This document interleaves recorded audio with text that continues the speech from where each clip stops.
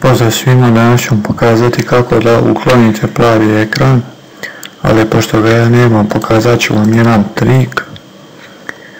Znači šta treba da radite, jednostavno restartujete vaš računar na dugme na kućištu i uđete u safe mod. Kada ste ušli, znači i sad će vam se prikazati Windows, idete na start dugme,